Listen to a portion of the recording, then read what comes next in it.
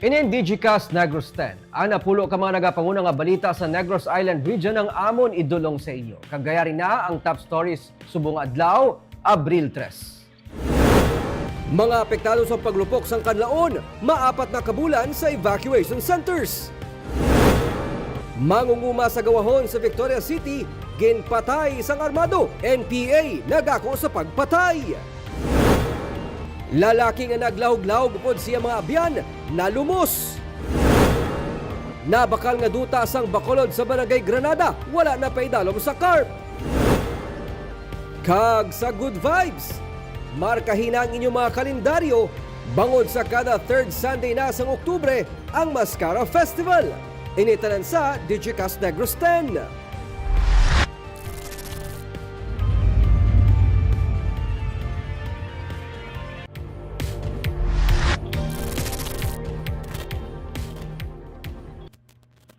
Sa number 10, probinsya sang Negros Occidental, base sa forecast ang mayara sang near normal rainfall para sa bulan sang Abril. Ining base sa report sang Pag-asa. Ang near normal rainfall nagakasiran nga may 81 to 120% nga pagtupa sang ulan kung ipaanggid sa usual nga rainfall. Suno kay Irene Belplotenia, ang pamuno sa Provincial Disaster Risk Reduction Management Office, ginapaabot ang 50 mm nga maximum rain. Sa bulan naman sang Mayo, mataas-taas nga ulan ang palaabuton, 200 mm. May posibilidad nga way above normal ang pagtupa sang ulan. Ang way above normal nagakasira naman nga masobra sa 120% ang pagtupa sang ulan kung ipaanggid sa kinaandan nga rainfall. Suno kay Plotenia, yara pa sa tion sang La Nina subok. Ganibisan nga tig-ilinit na may pagtupa gihapon sang ulan sa Abril kag hindi malikawan ang localized thunderstorm. Ang expected nga maximum tama lang is 50 mm rain man lang siya. So that's for the month of April. However, pagkaabot sang May, medyo nagdamo-damo ang aton nga expected nga ulan, more or less mga 200 mm rain ang aton ma-expect. Pero ang diri makita naton sa May, miyara kita sang possibility nga way above normal ang aton nga nga ulan nga nga magtupa. ulan naton. So wala kita expected na Dry. during the summer season. Given sir nga La Nina season, La Nina, may La Nina pa kita, so may possibility gid nga may mga ulan-ulan kita sa subong nga summer naton. So ginabantayan tama na sir kundi ang mga area kay if you notice damo sa mga localized thunderstorm naton there so every day miyara kita sa south, miyara kita sa north.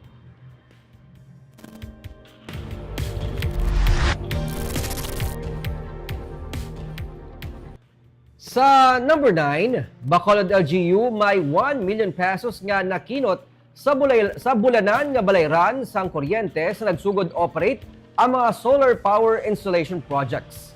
Humalin sa nangin operational na ang solar power installation project sa Bacolod City Government Center kag sa iban pa nga barangay sa syudad. Natigayon nga nakakinot sang kapin 1 million pesos ang syudad sa bulanan nga balayran sa kuryente. May 14 pa ka mga solar power installation project sa mga barangay. Sa kabilugan, sarang ini maka-generate sang 1,000 kilowatt peak capacity. Nalakip sa mga operational kag malapit na matapos ang sa barangay Handumanan, Singkang Airport, Tangub, Pahanukoy, Sumag, Punta Taytay, Barangay 16, Felisa, Estefania kag Barangay Kabug. May kapin 100 million pesos nga pondo ang ginpaingikan sa loan agreement para sa solar power installation project kabahin sang tikang para mababasko ang kampanya angod sa power conservation kag environmental protection gamit ang renewable energy.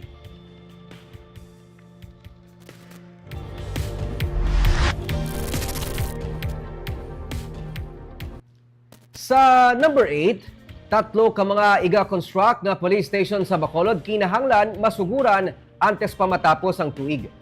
May napaina nga 10 million pesos nga pondo gikan kay Senator Francis Tolentino para sa construction sang bag-o nga Police Station 3 sa Barangay Mandalagan. O galing hasta karon, hindi pa mapatod sang pamunuan sa Bacolod City Police Office kundi ang iga-donate nga duta sang real estate developer sa Bacolod LGU nga mong patindugan sang building. Magluwas sa Police Station 3, ginaplano pati ang construction sang bag-o nga Police Station 8 building sa Araneta Highway sa Barangay Tangub kag Police Station 9 sa Barangay Kabug. Initanan ang wala pa natigayon nga ma-bid out. Gani ginapaabot ni DCPO Director Police Colonel Joresti Coronica nga mahingagaw ini kag masugura ng construction antes pa man matapos ang tuig. Gindugang ni Coronica nga mayara pagid siya sa napalabot nga request sa Bacolod LGU para sa BCPO Special Weapons and Tactics, pero ini karon ang apektado sa ginapatuman nga banning sang COMELEC. Actually, that is part of our expansion. No? Ang plano natin Balanga will be adding 5 more police stations. That's why nga area was determined to be the potential area for another police station. The construction should start within this year because the budget is already available.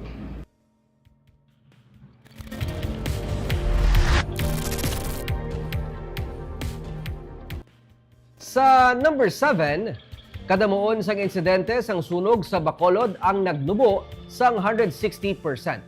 Sa records ng Bureau of Fire Protection Bacolod, kung ikumparar sang Enero tubtob Marso sininga 2025, sa muman nga period sang 2024, may 160% ang ginubo sa kadamuon sang insidente sang sunog sa Bacolod.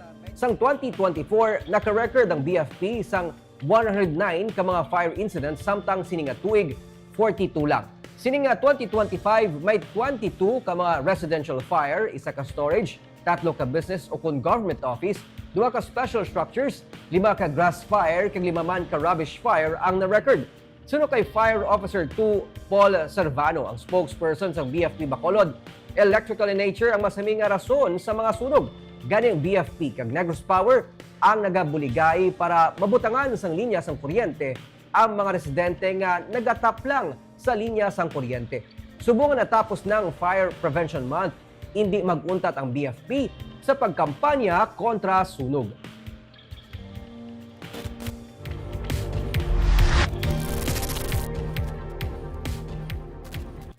Sa number 6, lalaki ang ginpatay sa Barangay 2 ang nakilalaan na. Biktima ang may kaso sang pagpangawat. Nakilala ng lalaki nga napatay sa pagpaniro sa Purok Sigay sa Barangay 2, Syudad sa Bacolod kahapon. Ang biktima ang ginkilala sa kay Nestor Gracilia Jr., 32 anyos, kag residente sang Barangay Kabatangan sa Talisay City. Temporaryo siya nga nahilway sa kaso nga pagpangawat. Sunod kay Police Major Eugene Tolentino, ang Station Commander sa Bacolod City Police Station 2, nagkadto sa ilang tratapan ang iloy sang biktima kag nagkumpirma nga iya bata si Nestor. Dugang pa sang pulis nga base sa panaysayon sang iloy, wala man kuno sang kangtanan sa illegal nga droga ang iya nga anak. Pero ang ini nga impormasyon ang osisaon pa sang PNP. Padayo naman ang investigasyon sang PNP para makilala ang responsable sa pagpatay sa iya. Sa karon nagapadayon pa pagtumod sang kapulisan sa pagkilala sang suspect kag ilang nga ginalantaw nga may kaangtanan sa illegal nga droga ang motibo sa krimen.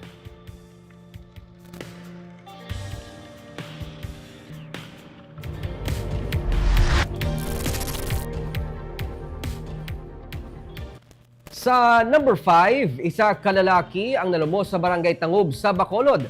Ang iya mga kaupdanan, wala gilayon makapangayo sang tabang sa pensar nga nagalahog-lahog lang siya. Pasado las 5 na sang hapon sa nakita ng lawas ni Willie Lariosa kahapon sang hapon. Alauna sang hapon, samtang nagapaligo sila sa baybay sa Punta Runway sa Old Airport, parte na sang Barangay Tangub sa Bacolod. Sunod kay Insine Eljon Ga, ang substation commander sang Bredco Port, nagadalom ang among baybay sang 5 tubtob 6 ka feet sang tubig sa area nga nakuhaan sang iyang lawas.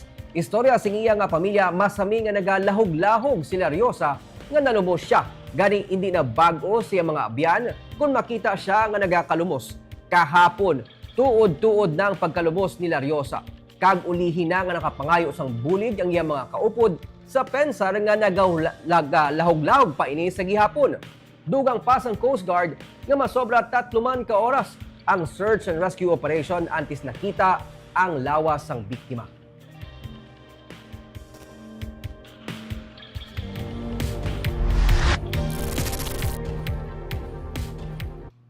Sa number 4, mangunguma sa gawahon sa Victoria City, ginpatay sang armado. NPA nag-ako sa pagpatay.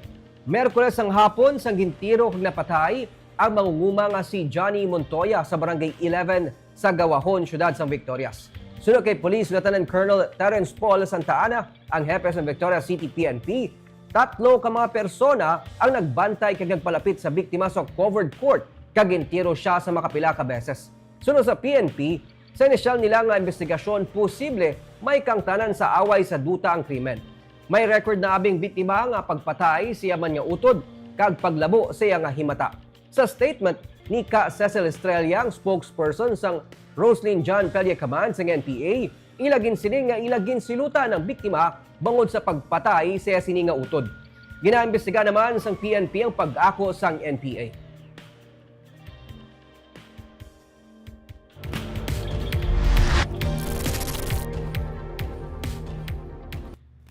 Sa number 3, masobra 32 hektarya nga porsyon sa nabakal nga duta sa Bacolod LGU sa Barangay Granada wala nalakip sa listahan sang Agrarian Reform Program.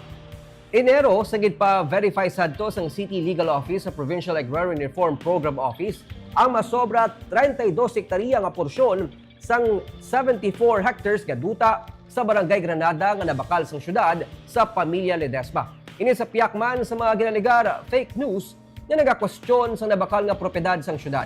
Sa nagligad lang nga bulan nag-file sa reklamo batok kay Mayor Albi Benitez kag sa 17 kay man pa ang katapos ang media nga si Roger Ledesma sa Office of the Ombudsman for the Visayas. Ini para mausisa ang ginaligar overpriced nga pagbakal sang syudad sang propiedad nga iya ginasiling kabahin sang Comprehensive Agrarian Reform Program. Pero ginkumpirmar ni Parpo Teresita Mabunay sa DigiCast Negros nga ang duta nga na-acquire sa Bacolod LGU ang wala nalakip sa CARP coverage. Buta nga para sa alkalde, nagapakita lamang nga wala sang basihan ang mga reklamo batok sa iya kag sa 17 kaiban pa. Tubtob karon ang alkalde ang wala pa sang may nabaton nga reklamo o kon kopya man lamang sang dokumento gikan sa ombudsman may kangtanan sa pagbakal sang duta sa idalom sang land banking program sang syudad. Ang timing lang is already speak for itself. So mo ang gagwa gid ang mga matutuod nga situation and now it's being validated nga ang tanan nga ginhimo namon was really above board. So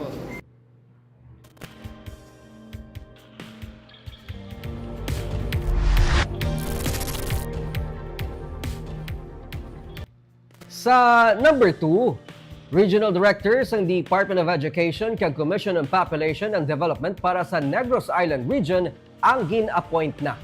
Huwebes ang aga sang nagbisita sa kay Negros Occidental Governor Eugenio Selacson, Sunday Attorney Bruce Ragas gikan sa Commission on Population and Development Cebu kag amo ang gin-appoint nga Regional Director para sa Negros Island Region. Upod niyang bago man niya gin-appoint nga Assistant Regional Director nga si Jonathan Gutierrez nga gikan naman sa Region 6. Samtang gin-announce man sang DepEd sang Huwebes ang pag-appoint kay Ramir Ortico bilang Regional Director sang DepEd NIR. Si Ortico sa karon ang nagaserbe nga Regional Director sang DepEd Western Visayas. Sunod kay Hernani Escollar, ang spokesperson sang DepEd Western Visayas, ginahulat pa nila kung saan maga-take effect ang appointment. Magabulos naman kay Ortico sa DepEd Region 6 si National Capital Region Assistant Regional Director Cristito Eco. Samtang Officer in Charge Assistant Regional Director naman si Anthony Liobet nga concurrent man nga magaserbe nga Schools Division Superintendent sang Negros Occidental.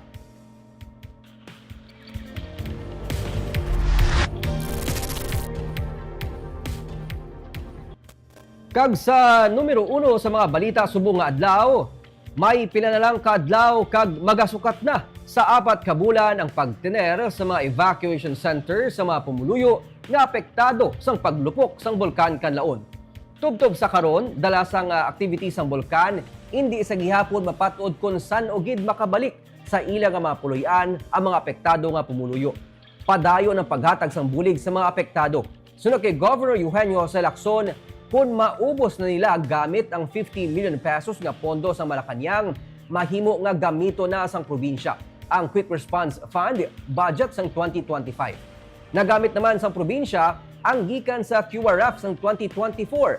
Samtang sinilamang nagpahanumdum ang Office of the Civil Defense sang istrikto nga pagpatuman sang border control sakop sa danger zone sang bulkan.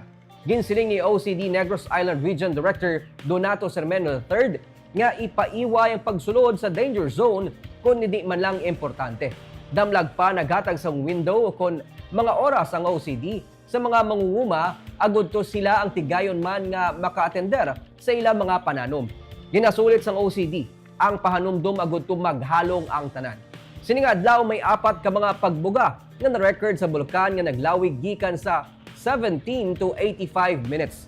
Naglabot sa 200 to 400 meters sa babaw sang crater ang natuga nga grayish plumes.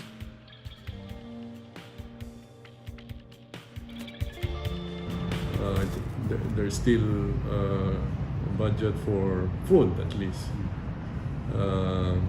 Maybe good for another month. So we will have to prepare for the next round of feeding. Kumbaga wala problem in terms of budget for foods. So far wala, no, but we can already foresee, in the near future it might be a concern already. We might have to already use our 2025 budget to serve our constituents.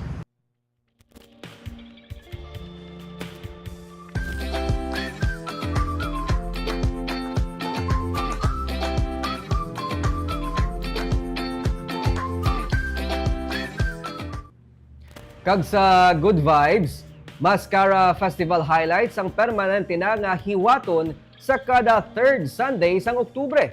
Gani, mark your calendars kay kasunod sang tuigan nga festival ang nahauna nga Terra Madre Asia Pacific sa syudad sang Bacolod nga pagahiwaton sang Slow Food International.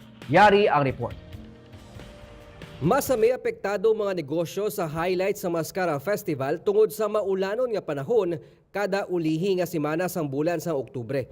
Gani nagdesisyon na ang Sanggunian Panlunsod nga ibutang sa third Sunday sang October ang mangin permanente nga highlights ng tuigan nga selebrasyon. To assure our not only the participants but also the festival goers, ang aton mga visitors, ang ila safety and of course convenience during the activities when they attend our festival highlights. Ginsiling ni Mayor Albi Benitez nga mangin malipot man ang schedule sang tuigan nga okasyon bangod ipaiway na sang syudad ang pagsaulog sang Mas Kanamit Festival nga nagahatag atensyon sa culinary culture sang syudad kag probinsya.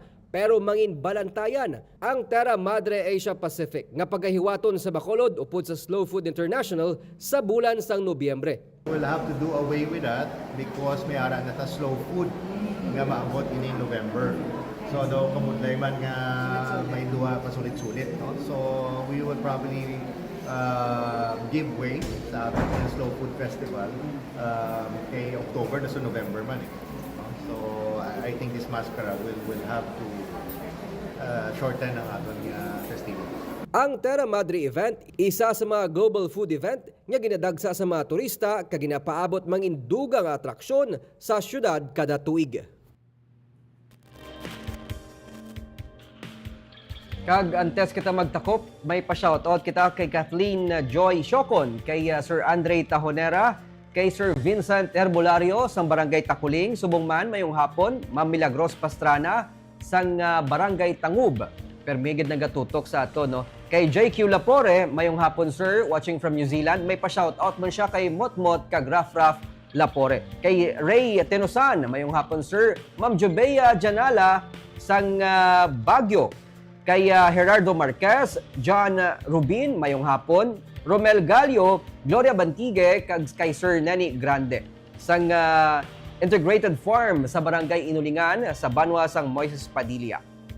Kag amuyad tong top stories of the day, tubtubwas, ako si Nico Delfin.